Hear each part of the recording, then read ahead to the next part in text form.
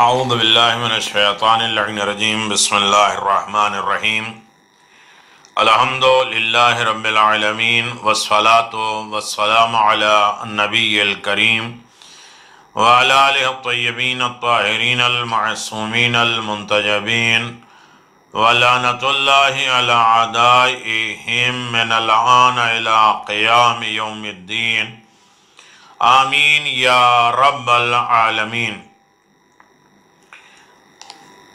بسم اللہ الرحمن الرحیم ان اللہ وملائکتہ یصلون علی النبی یا ایہا الذین آمنوا صلوا علیہ وسلموا تسلیما ان الذین یؤذون اللہ ورسولہ لعنہم اللہ فی الدنیا والآخرہ لعنہم الدنیا فی الآخرہ وعد لهم عذابا مہینا۔ صدق اللہ العلی العظیم وصدق رسولہ النبی الکریم۔ اما بعد فقد قال اللہ تبارک و تعالی بسم اللہ الرحمن الرحیم قل هو اللہ احد اللہ الصمد لم یلد ولم یولد ولم یکن له کفوا احد۔ صدق اللہ العلی العظیم وصدق رسولہ النبی الکریم۔ سامعین محترم، ناظرین گرامی قدر، دین کی جڑ اور شاخیں، اصول اور فروع کے ضمن میں باتیں چل رہی تھی اور توحید کے 7 مرحلے گزر چکے ہیں۔ یہ حصہ 8واں ہے اور توحید کا حصہ 7واں ہے، اور جو آپ حضرات سے گزارشات جاری ہیں 7 منزلوں پر، وہ توحید پرستی ہے، یکتا پرستی ہے، خدا بے نیاز ہے، وہ کسی کا رشتہ دار نہیں ہے، نہ باپ ہے نہ بیٹا ہے، نہ اس کا کوئی ہمسر ہے، ساتھی ہے۔ سارے منزلیں گزرنے کے بعد اب ہم لوگ توحید کے نتیجے اور اثرات کے اوپر آئے ہیں۔ توحید کا نتیجہ انسان کی زندگی میں انسان کی فکر بلند کر دیتی ہے، انسان بارگاہ رب العزت میں قریب سے قریب تر ہو جاتا ہے، انسان کی زندگی میں غنی مطلق ہو جاتا ہے، کمال سے وابستگی ہو جاتی ہے، یکسوئی پیدا ہو جاتی ہے، انعماق پیدا ہوتا ہے، انسان کی زندگی میں ایمان پیدا ہوتا ہے، حقوق کی ادائیگی پیدا ہوتی ہے، بہت سے بینیفٹ، بہت سے فائدے پائے جاتے ہیں۔ ان میں سے ایک فائدہ میں آپ کی خدمت میں گزارش کر دوں کہ جب انسان توحید پرست ہو جاتا ہے، خدا کو وحدہ لا شریک جانتا ہے اور مانتا ہے، اس کا نتیجہ کیا ہے، اس کے اثرات کیا ہیں؟ یقیناً خدائے وحدہ لا شریک کا عقیدہ انسان کے اندر ایک شعور، ایک بیداری پیدا کرتا ہے، انسان کے اندر استعداد، طاقت، ہنر پیدا کر دیتا ہے۔ خدائی وحدہ لا شریک کا عقیدہ انسان کے اندر یہ شعور بھی پیدا کرتا ہے، یہ سوچ بھی بنا دیتا ہے، یہ فکر بھی ڈیولپ کر دیتے ہیں۔ انسان کے اندر شعور، عقل مندی پیدا کر دیتی ہے، اس کے پاس ایک قادر مطلق، ایک مکمل کنٹرول، قدرت والا مقام اللہ کو جانتا اور مانتا ہے، اس کے پاس قادر مطلق ہستی موجود ہے جو کسی وقت بھی اس کی مدد کر سکتی ہے اور کرتی ہے۔ اس کی مدد کے بغیر نہ کائنات ہے، نہ انسان ہے، نہ عقل ہے، نہ شعور ہے، نہ انسان کی استعداد ہے، نہ انسان کی مدد اور ہیلپ ہے، نہ اس کی طاقت اور ہنر۔ خدائے مطلق کے بغیر ناممکن ہے، ہو ہی نہیں سکتا، اور وہ اس سے مدد طلب کر سکتا ہے اور طلب کرتا ہے۔ اور یہ شعور، یہ بیداری، یہ عقل مندی، یہ جو ہے سوچ انسان کی قوت ارادی میں ہزاروں گنا اضافہ کر دیتی ہے، ہزاروں گنا انسان کی زندگی لائف میں یہ سوچ بڑھ جاتی ہے۔ وہ کسی وقت بھی کسی بڑی سی بڑی طاقت سے بھی مقابلہ کر سکتا ہے۔ انسان کے اندر اگر شعور بیدار ہو جائے، وحدہ لا شریک ہستی کا اقرار کر لے، تو خدا اس کی مدد کرتا ہے، اور ان تنصر اللہ ینصرکم، اور اگر تم اللہ کی مدد کرو گے اللہ تمہاری مدد کرتا ہے۔ وہ اللہ تمہاری مدد کر سکتا ہے، کرتا ہے، پاورفل ہے، قدرت والا ہے، طاقتور ہے، یہ شعور بیدار ہو جائے، یہ قوت ارادی انسان کے اندر پیدا ہو جائے تو ہزاروں گنا انسان کی استعداد اور ہمت اور شعور بڑھ جاتی ہے، بیدار ہو جاتی ہے۔ وہ کسی وقت بھی کسی بڑی سے بڑی طاقت کا مقابلہ شیطان سے ہم کرتے ہیں۔ اعوذ باللہ من الشیطان الرجیم۔ کس کی دی ہوئی طاقت سے؟ یہ خدا کی دی ہوئی طاقت سے۔ یہ انسان کے اندر استعداد پیدا ہو گئی، طاقت پیدا ہو گئی، ہوشیاری پیدا ہو گئی کہ وہ شیطان سے کیسے پناہ مانگے اور شیطان سے کیسے بچے۔ یہ ہماری طاقت نہیں ہے، خدا کی دی ہوئی۔ اعوذ باللہ من الشیطان الرجیم۔ خدا ہی پناہ دیتا ہے، خدا ہی بچاتا ہے۔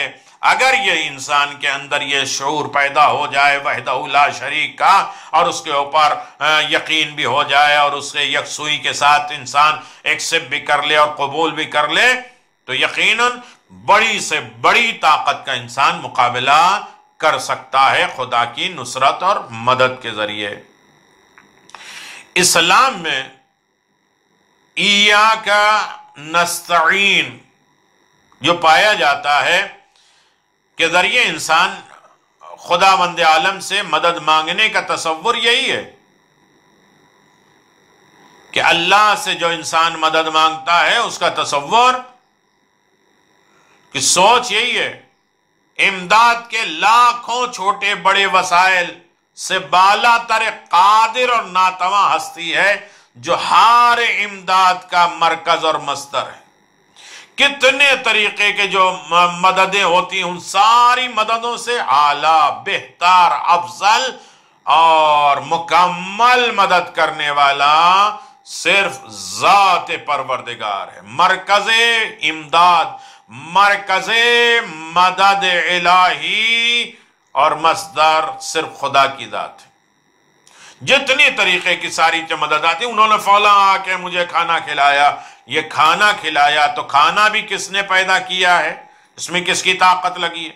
جو کھلانے والا ہے اس کو کس نے پیدا کیا، اس کو طاقت کیا؟ ہم کرتے تو ہیں سب کچھ لیکن خدا کی دی ہوئی طاقت سے، قدرت سے۔ بحول اللہ وقوتہ اقوم واقعد، تیری دی ہوئی طاقت سے ہم اٹھتے بیٹھتے ہیں۔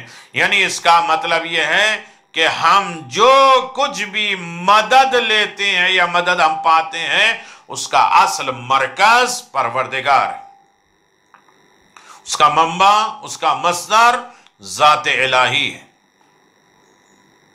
اور اس کے علاوہ جن افراد سے بھی مدد مانگی جاتی ہے، جن لوگوں سے مدد مانگی جاتی ہے، وہ خود بھی اسی امداد کے محتاج ہیں۔ جس سے انسان مدد پروردگار مانگتا ہے وہ خود امداد کے، مدد کے محتاج ہیں۔ آج کوئی بھی، ہمارے نبی اور امام یقیناً سب کی کائنات کی مدد کرتے ہیں لیکن وہ بھی خدا کی مدد کے ضرورت مند ہیں، اور خدا انہیں وہ پاور دیتا ہے، وہ طاقت دیتا ہے، وہ ہنر دیتا ہے، وہ معجزے دیتے ہیں اور وہ کیفیت استعداد دیتا ہے۔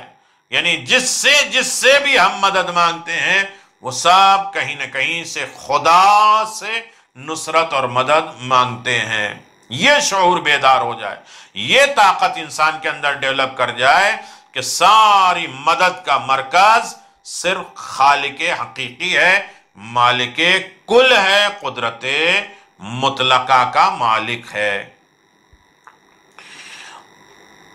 اور جو بھی لوگ ہمارے جس طریقے سے بھی زمین، آسمان، سورج، چاند، ستارے، پانی، دانا، ہوا، جو بھی ہماری مدد کرتا ہے اس کے مدد کا اصل مرکز خالق مدد پروردگار ہے۔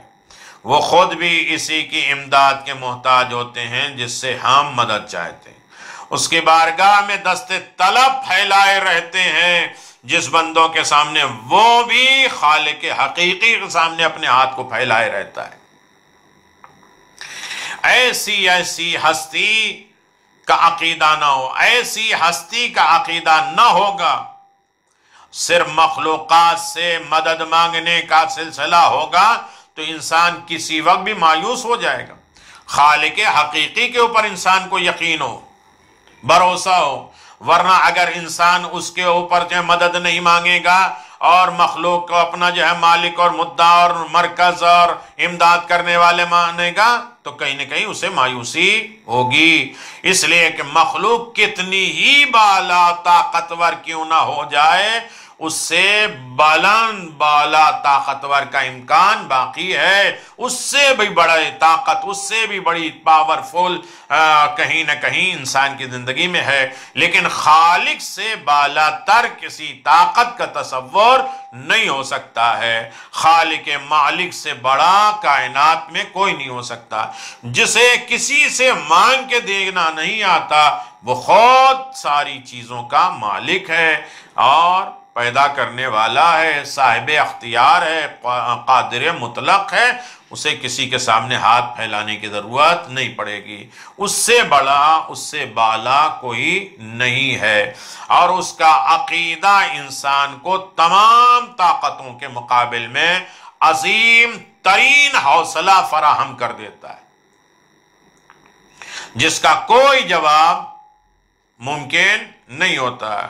انسان کے اندر یہ عقیدہ توحید پیدا ہو جائے تو انسان طاقتور پیدا ہو جاتا، عظیم ترین حوصلہ ہو جاتا اس کے اندر، اور پھر اس کا مقابلہ کائنات میں کوئی چیز نہیں کر سکتی۔ یہ کس کا نتیجہ ہے؟ یہ توحید کا نتیجہ ہے کہ انسان کے شعور بیدار ہو جاتے ہیں، انسان کی امداد ہوتی ہے، انسان کی مدد ہوتی ہے، سب مدد کرنے والے بھی اسی سے مدد لیتے ہیں۔ ایاک نستعین۔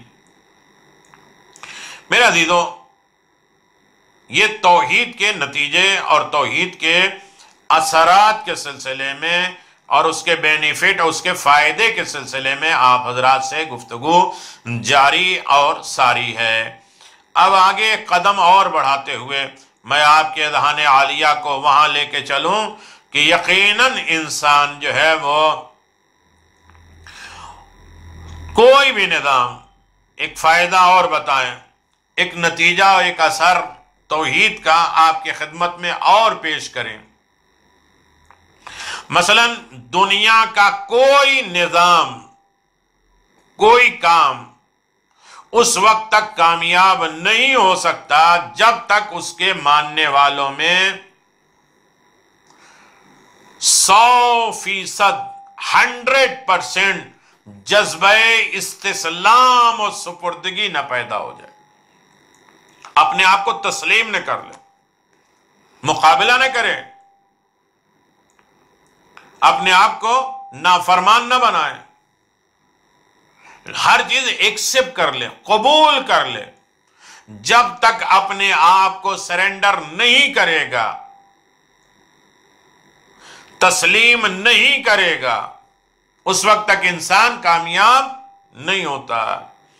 انانیت کی بنیاد پر، انا پرستی، میں، تکبر، غرور، گھمنڈ، خود ثنائی، خود شناسی اور خود فضائل، جو بھی ہے، انانیت کے بقا قانون کی فنا کا سبب ہوتی ہے۔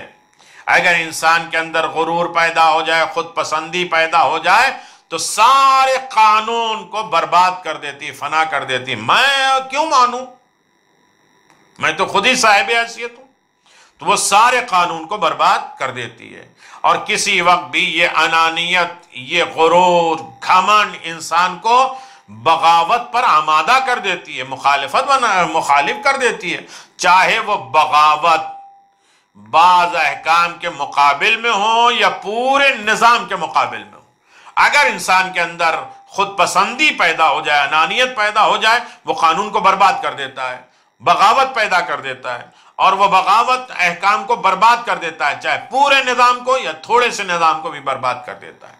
لہذا 100% کسی کے سامنے سر تسلیم خم کرنا ہے، ایکسپٹ کر لینا ہے، اپنے آپ کو سرنڈر کر دینا ہے، جیسے مردار زندوں کے سامنے اپنے آپ کو سرنڈر کر دیتا ہے، جیسے چاہے تم دھلاؤ، اٹھاؤ، بٹھاؤ، ہم کچھ نہیں بولیں گے۔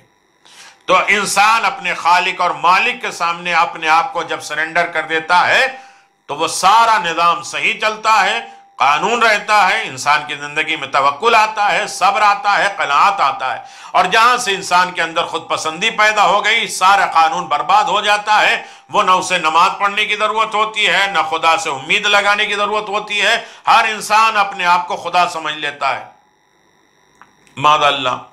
عقیدہ توحید کا عقیدے کا سب سے بڑا کارنامہ یہ ہے، توحید کا عقیدہ کا سب سے بڑا کارنامہ یہ ہے کہ وہ انسان میں یہ احساس بیدار کر دیتا ہے، یہ احساس جگا دیتا ہے، یہ سوچ پیدا کر دیتا ہے کہ یہ انا بھی مستقل کوئی چیز نہیں ہے، یہ انا میں فنا۔ اگر انسان اپنی باڈی میں تلاش کرے کہ میں کہاں ہوں تو نہیں ہوگا۔ یہ میری آنکھیں ہیں، یہ میرے کان ہیں، یہ میرے لپس ہیں، یہ میرے سر ہیں، یہ میرے ہینڈ ہیں، یہ میرے ہاتھ ہیں، یہ میرے ہیں، میں کہاں ہوں نہیں معلوم۔ تو بہت جلدی انا بھی مستقل نہیں ہوتی ہے، فنا ہوتی ہے۔ روزانہ جنازے دیکھتے ہیں اور ختم ہو جاتے ہیں۔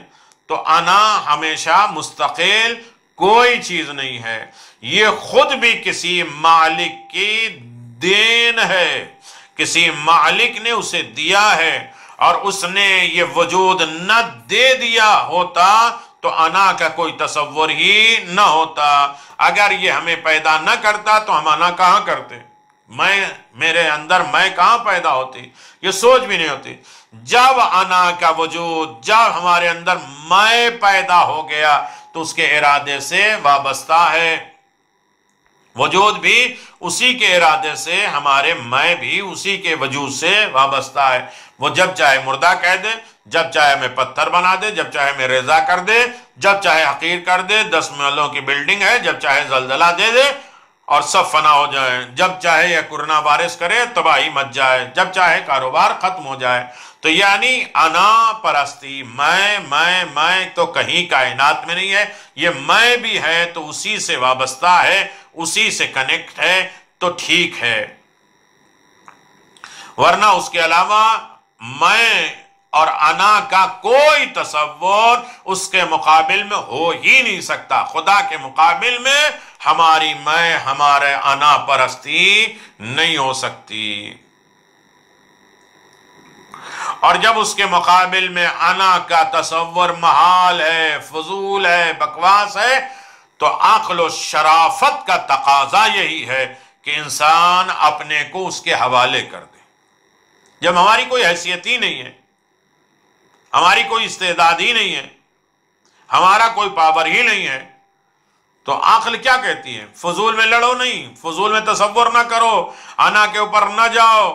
عقل و شرافت یہ اعلان کرتی ہے، عقل و شرافت ہمیں آمادہ کرتی ہے کہ اپنے آپ کو مکمل ان کے سامنے سرنڈر کر دو، گرا دو، اور تسلیم کی منزل پہ چلے جاؤ اور انہیں مان لو، ایکسپٹ کر لو۔ اور زندگی کا ہر کام نہایت درجہ امانت داری کے ساتھ اسی کی مرضی کے مطابق انجام دے، امانت داری کے ساتھ، بہت امانت داری کہ وہ دیکھ رہا ہے ہم کس کے حقوق پامال کر رہے ہیں، ہم کس کو ناراض کر رہے ہیں، ہم کس کو رسوا اور ذلیل کر رہے ہیں، ہم کسی کو گرا سمجھ رہے ہیں۔ بہت نہایت امانت داری کے ساتھ اس کی مرضی کے مطابق ہم کام انجام دیں، اپنے آپ کو سرنڈر کر کے۔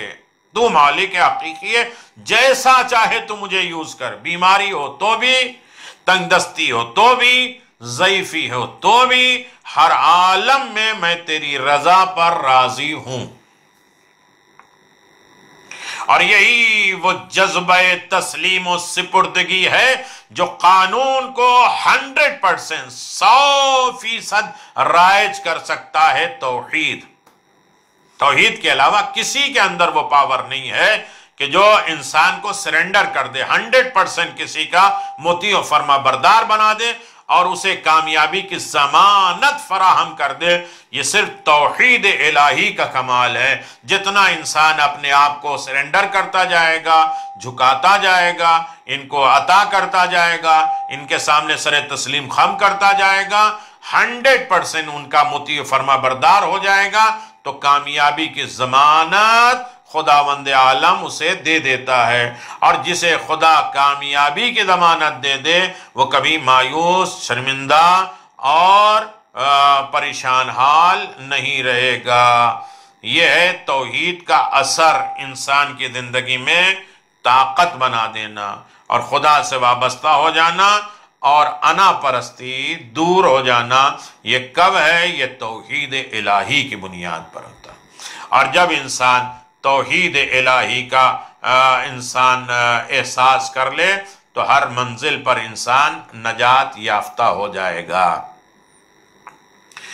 آگے ایک توحید کا نتیجہ انسان کی زندگی میں اس طریقے کے آتا ہے کہ انسان اگر توحید الہی کو ایکسپٹ کر لے، قبول کر لے اور اللہ کو وحدہ لا شریک مان لے تو اس کا ایک نتیجہ اور ہوتا ہے، اس کے اثر اور ہوتے ہیں، ایک بینیفٹ اور ہوتا ہے، ایک فائدہ اور ہوتا ہے کہ انسان کے اندر سے انا پرستی ختم ہو جاتی ہے اور خدا سے وابستہ ہو جاتے ہیں، اسی کی امانت پر عمل کرتے ہیں، اپنے آپ کو اس کو سرنڈر کر دیتے ہیں اور ہمیشہ کامیاب ہو جاتے ہیں۔ اور یہی وجہ ہے کہ اس کے مخلص بندے، توحید پرست والے بندے جب اس کے سامنے جاتے ہیں، خدا کے سامنے، تو اپنے وجود کو چھوڑ دیتے ہیں۔ خود ان کے اندر انا پرستی نہیں ہے، میں نہیں ہوتا ہے، پیر سے تیر نکال دیے جاتے ہیں تو خبر نہیں ہوتی ہے۔ گروہ بندی سے نجات مل جاتی ہے، انسان طرح طرح کے مشکلات، پریشانیاں سے نجات پا لیتا ہے توحید کی وجہ سے۔ خدائے وحدہ لا شریک سے کنارہ کشی ہونے کے بعد جب انسان نے خدا بنانا شروع کی ہے تو ایک نئی مصیبت سے دوچار ہو گیا۔ خدا ساز، خدا کو جو بنا رہے تھے وہ فرد یا قبیلے میں یہ غرور پیدا ہو گیا کہ ہماری کاریگری نہ ہوتی تو دوسرے قبائل کو خدا بھی نصیب نہیں ہوتا۔ یہ سب سے بڑی مشکل ہو گئی کہ جو خدا کو نہیں مانتے، خدا کو چھوڑ دیے ہیں، جب وہ خدا کو بنا رہے تھے تو ان کی مصیبت یہ ہے کہ وہ آپس میں ایک دوسرے سے مقابلہ کرتے تھے۔ ہمارا قوم قبیلہ خدا اچھا بناتا ہے، ہمارے قوم قبیلے والے اچھے اگر خدا کو گڑھتے نہیں، بناتے نہیں، کلر اور پینٹ نہیں کرتے تو ان کے پاس خدا ملتا ہی نہیں، انہیں نصیب ہی نہیں ہوتا خدا۔ اور دوسرے قبائل میں یہ احساس کمتری پیدا ہو گیا کہ ہمارے اندر وہ ہنر نہیں ہے کہ ہم خدا کو بنا سکیں، سنوار سکیں، اسے اجاگر کر سکیں۔ یہ مشکلات ان کی زندگی میں پیدا ہو چکی تھی۔ تو لہذا اس طرح ہم نسلوں میں غلامی اور احساس مندی کا شکار ہو جائیں گے کہ ہمارے اندر وہ ہنر ہے، ہم صحیح خدا بنا لیتے ہیں، ہمارے خداؤں کا یہ لوگ محتاج ہیں، اور وہ یہ سوچتے ہیں کہ ہمارے اندر وہ طاقت اور نہیں ہے کہ ہم کیسے خدا بنائیں، اور خدا بنانے کی ہمارے اندر طاقت نہیں ہے، گڑھنے، بنانے، کلر کرنے، پینٹ کرنے کے نہیں ہے۔ تو پھر نسلوں میں غلامی اور احساس مندی کا شکار ہو جاتے، اور جس کے نتیجے میں ہر قوم اور ہر قبیلے نے ایک خدا ساز کا کام شروع کر دیا۔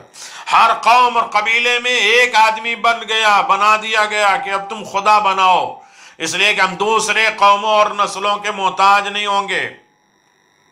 ہر آدمی میں ایک آدمی بننے لگا، ہر قوم میں ایک آدمی بننے لگا جو خدا بناتا تھا اور سنوارتا تھا، سجاتا تھا، اور پھر اس کے بعد فخر و مباحات ہوتے تھے کہ ہم سے اچھا کوئی خدا نہیں بنا سکتا۔ اور ہر قبیلے نے الگ الگ خدا بنانے کا کام شروع کر دیا، اور اسی طرح قوموں کی وحدت کے بجائے خداؤں کی کثرت پیدا ہو گئی۔ خدا ایک نہیں، بہت سے خدا، ہر قوم اور قبیلے نے خدا بنانا شروع کر دیا۔ خداؤں کی کثرت ہو گئی، زیادہ خدا ہو گئے، اور خداؤں کے نام پر جنگوں کا سلسلہ شروع ہو گیا۔ ہمارا خدا اچھا ہے، تمہارا خدا اچھا نہیں ہے، ہماری قوم میں خدا اچھے بنتے ہیں، ہماری قوم میں جو ہے وہ اس طریقے سے گڑے جاتے ہیں۔ پھر اس کے بعد اختلاف ہوئے، خداؤں کے نام پہ لڑائی اور جھگڑے شروع ہوئے، جنگیں شروع ہوئیں، اور انسان کی زندگی کے سکون ختم ہوتا گیا، اڑتا گیا، انسان کی زندگی میں نفرتیں پیدا ہونا شروع ہو گئیں۔ دین اسلام نے، اللہ اکبر، اسلام مذہب نے، دین اسلام نے توحید کا عقیدہ، توحید کا نتیجہ، توحید کے اثرات، توحید کے فائدے عقیدہ دے کر، توحید کا عقیدہ دے کر اس مصیبت کا بالکل خاتمہ کر دیا، اور انسان کو یہ شعور دے دیا، یہ عقل دے دی، یہ سوچ دے دی کہ خدا بنایا نہیں جاتا، بلکہ خدا انسانوں اور قوموں کو ایجاد کرتا ہے، بلکہ خدا جو ہے وہ انسانوں کو بھی پیدا کرتا ہے، قوموں کو بھی پیدا کرتا ہے، نئی ایجادات بھی کرتا ہے، ہر چیز کا خالق بھی ہے، ہر چیز کا مالک بھی ہے، وہ قادر مطلق ہے، وہی سب کو پیدا کرتا ہے، سب مل کے خدا کو نہیں پیدا کرتے، سب مل کر خدا کو نہیں بناتے۔ یہ سوچ کس نے بنائی؟ یہ سوچ کس نے پیدا کی؟ خدائی عقیدوں نے پیدا کیا، اور خدائی عقیدہ کل کائنات میں اعلیٰ اور افضل ہے۔ خدائی وحدہ لا شریک پر ایمان انسان کو اس عظیم مصیبت سے نجات دلا سکتا ہے۔ جب انسان صحیح معنوں میں وحدہ لا شریک ایک خدا پرست ہو جائے گا اور اس پر ایمان رکھے گا، تو یہ سارے اختلافات، سارے خداؤں کے جھگڑے اور سارے کاروبار جو خدائے بنائے جاتے ہیں، ان کے سارے لفڑے جھگڑے ختم ہو سکتے ہیں، مصیبت سے انسان کو نجات مل سکتی ہے۔ ورنہ جس قوم کو خدا متحد نہ ہو، آپ اندازہ لگائیں، جس قوموں میں خدا کے اندر یونٹی نہ پیدا ہو، خدا ایک طریقے کے نہ سوچتے ہوں، خدا ایک طریقے کے جو ہے وہ اتحاد نہیں رکھتے ہیں، وہ اس قوم میں نہ ہو، اسے کوئی عقیدہ، نظریہ متحد نہیں کر سکتا۔ جب خدا ہی ایک نہیں ہے تو اس کے سامنے کوئی قانون، کوئی لا، کوئی نظریہ، کوئی عقیدہ انسان کو یونٹی اور اتحاد میں نہیں لا سکتے۔ اسلام کا آغاز کلمہ توحید سے ہے، اور اسلام کا انجام بھی کلمہ توحید پر ہے۔ اسلام کامیاب کیوں ہے؟ اس کا مرکز ایک خدا ہے، اور صحیح معنوں میں جب انسان اس سے وابستہ ہو جاتے ہیں تو ہر اختلاف، ہر دوریاں، ہر خرابیاں، ہر نقص اور عیب سے انسان اپنے آپ کو بچا لیتا ہے، نجات دلا دیتا ہے۔ اور اسلام کی بیس اور بنیاد اور طاقت اور ہنر یہ ہے کہ اسلام اصل میں وہ مذہب ہے جو توحید پرست ہے، اللہ کو ایک مانتا ہے، جس کی ابتدا بھی توحید پرست ہے اور انتہا بھی توحید پرستی پہ ہے۔ وہ اللہ ایک ہے، ایک رہے گا، ایک تھا، ایک رہے گا اور ایک ہے۔ یعنی توحید ہر انسان کو گروہوں سے بچا لیتا ہے، اختلافات سے بچا لیتا ہے، فتنوں سے بچا لیتا ہے۔ اگر یہ انسان کے اندر یہ توحید پروردگار پیدا ہو جائے، توحید پرستی پیدا ہو جائے، تو یقیناً اس نے جو قانون بنایا ہے اس قانون کے اوپر بھی انسان کو بھروسہ ہو جائے گا، اس قانون پہ صحیح طریقے سے عمل کرے گا، اور اس قانون کے نتیجے میں اس نے جو پیغمبر بھیجے، نبی بھیجے، ہادی بھیجے، رہبر بھیجے، قرآن بھیجے، صحیفے بھیجے، سب کا مقصد ایک تھا، یونٹی اور اتحاد۔ سب اسلام کی دعوت لے کر آئے تھے، سب اخلاق کی تبلیغ کرنے آئے تھے، سب دین حکم الہی کو دنیا تک پہنچانے کے لیے آئے تھے۔ ان میں وحدہ لا شریک ایک ذات پر 1,24,000 نبیوں نے آ کے پیغام دیا ہے، دین کی طرف راغب کیا ہے، اچھائیاں بتائی ہیں، برائیوں سے انسان کو نجات دلایا، برائیوں کو بتا کے یہ بتایا کہ تم ان برائیوں سے بچو، فتنوں سے بچو، بے راہ رو نہ ہو جاؤ، رائے ہدایت پہ آ جاؤ۔ یہ کون ہے؟ ہمارے نبی صلی اللہ علیہ وآلہ وسلم نے ہمیں بتایا کہ خدا ایک ہے، اور یہ کائنات کا مشاہدہ یہ بتا رہا ہے کہ اللہ ایک ہے. لیکن نبی صادق اور امین ہیں جنہوں نے بتایا خدا یہ ہے، خدا کے احکام یہ ہیں، خدا کی گفتگو یہ ہے، خدا کا کلام یہ ہے، خدا کی باتیں یہ ہیں، خدا ہم سے یہ چاہتا ہے، خدا ہم سے یہ برائیاں دور کرنا چاہتا ہے، خدا اپنی اطاعت اور فرما برداری کو ہمارے اوپر اس طریقے سے لاگو کرنا چاہتا ہے، واجب کرنا چاہتا ہے اور اپنے سامنے ہمیں جھکانا چاہتا ہے. اگر انسان خدا وحدہ لا شریک کے سامنے جھک گیا تو ہر طاقت سے وہ مقابلہ کر سکتا ہے شرک و نفاق سے، اور یہ بھی بے نیاز ہے کہ ہم اسے سامنے جھکیں نہ جھکیں، ہم اس کی اطاعت کریں یا نہ کریں، پھر بھی وہ خدا ہے. ہمارا توحید کا اقرار کرنا ہر مشکلات سے نجات کا بہترین وسیلہ ہے. وآخر دعوانا ان الحمدللہ رب العالمین وصلی اللہ علی محمد وآل محمد وعجل فرج آل محمد.